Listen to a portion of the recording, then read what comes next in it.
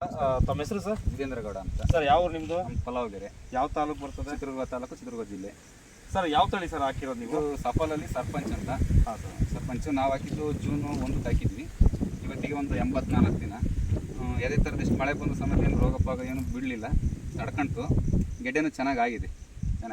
ಗೆಡ್ಡೆ ಚೆನ್ನಾಗಿದೆ ಸರ್. ನೀವು ಎಷ್ಟು ವರ್ಷದಿಂದ ಬೆಳೀತಾ ಇದ್ದಾರೆ ಸರ್? ನಾನು 98 ಇರ್ತಾನೆ ಸರ್. 18 ಬೆಳೆದಾರೆ. ನಮ್ಮ ಫೀಲ್ಡ್ ಅಂತ ಬಂದಾಗ ನಾವು 2010 ನನ್ನ ಫೀಲ್ಡಲ್ಲಿ ನಾವು ಮಾಡ್ತಾ ಇದ್ದೀವಿ ಸರ್. ಈಗ ಈ ತಳಿನ ಈಗ ನಾವು ಇದನ್ನ ಆ್ಯಕ್ಚುಲಿ ನಾವು ಕೊಡ್ತಾ ಇದ್ದಿದ್ದು ಬೇಸಿಗೆಗೆ. ಹಾಂ ಸರ್. ಬೇಸಿಗೆ ಟೈಮಲ್ಲೇ ನಾವು ಈ ಬೀಜ ಕೊಡ್ತಾ ಇದ್ದಿದ್ದು.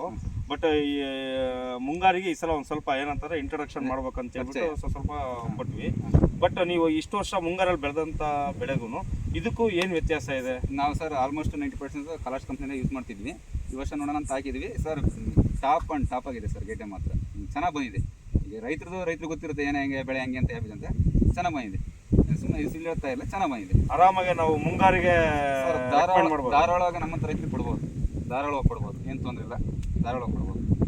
ಗೆಡ್ಡೆ ಬಗ್ಗೆ ಮಾತಾಡಂಗಿಲ್ಲ. ಒಳ್ಳೆ ಗೆಡ್ಡೆ, ಒಳ್ಳೆ ಬೀಜ, ಹುಟ್ಟುವಳಿನೂ ಚೆನ್ನಾಗಾಯ್ತು. ಮತ್ತು ಯಾವ ಥರ ಇಷ್ಟು ಜಾಸ್ತಿ ಮಳೆ ಆದ ಸಮೇತ ರೋಗಕ್ಕೆ ತಡ್ಕೊಳ್ಳೋ ಶಕ್ತಿ ಐತೆ ಸರ್. ಬೀಜ ಚೆನ್ನಾಗಾಗಿದೆ. Okay sir.